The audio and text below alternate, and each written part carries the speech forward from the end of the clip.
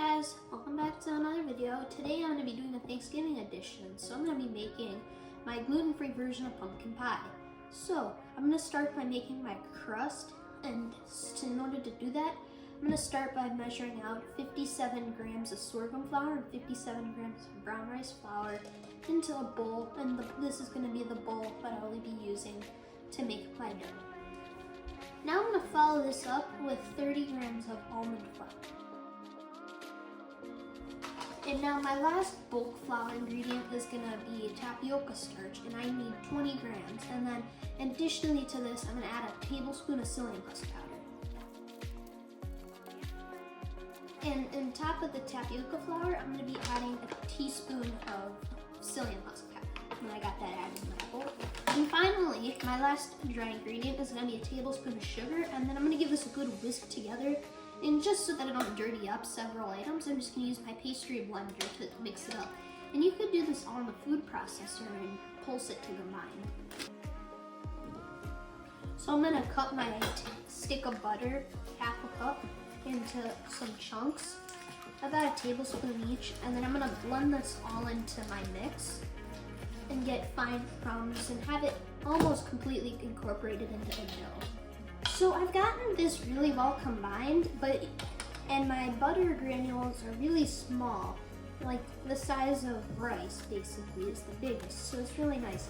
And now what I'm gonna do to finish getting this combined is just use a little bit of ice water, and I'm just gonna add slowly a bit at a time, like a tablespoon, and just mix it until I get it combined into a nice dough. So now that I got this well mixed, I have a nice dough, but because this doesn't have any gluten, it's really hard to make it stick together. So I will be rolling this out a bit just to get it thin, but as you're gonna see later, it's gonna break up a bit, and I'm just really gonna be piece by piecing it into my pie plate, just trying to get an even layer.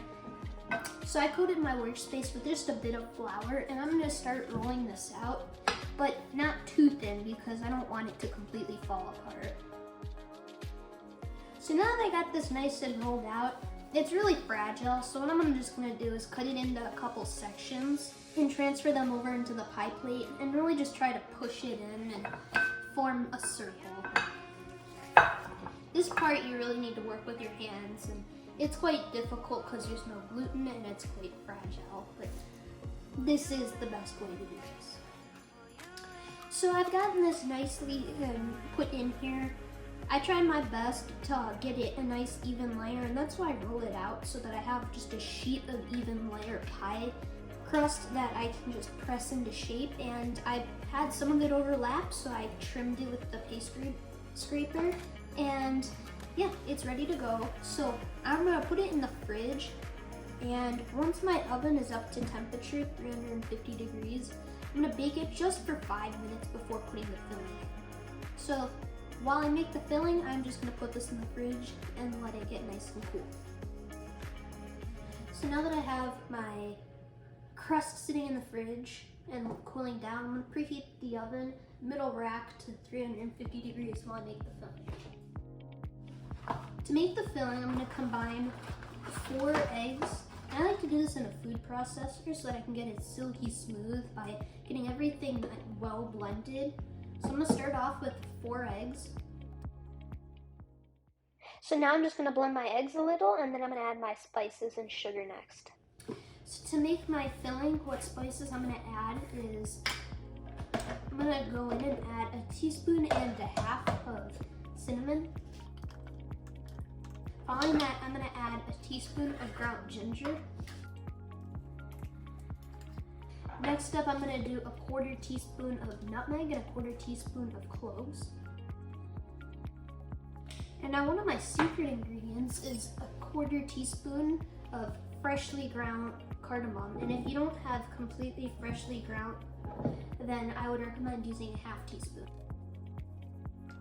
And to this, I'm gonna add just a splash of vanilla, about a teaspoon. And before I blend this, I'm gonna add a 1/2 cup of sugar. So I'm gonna go in with a 1/2 cup of sugar. And now that I've got these all in, I'm gonna blend this for about 15 seconds. So now to this, I'm gonna add a 15-ounce can of pumpkin. And now that my pumpkin's added, I'm gonna blend this one more time before adding my heavy cream. I'm gonna give it a scrape down and taste it to make sure it tastes great. So for my last 2 ingredients, one of my secret ingredients is 2 tablespoons of rye whiskey. So I'm gonna add that in. And by baking it, you cook all the alcohol out, so it's still non-alcoholic. And now I'm gonna add 3/4 cup of heavy cream.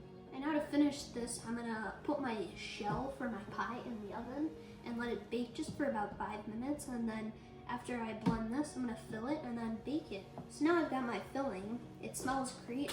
It's perfectly smooth and it's gonna bake quite well. And I'm gonna take my shell out of the oven that's been baking for 5 minutes.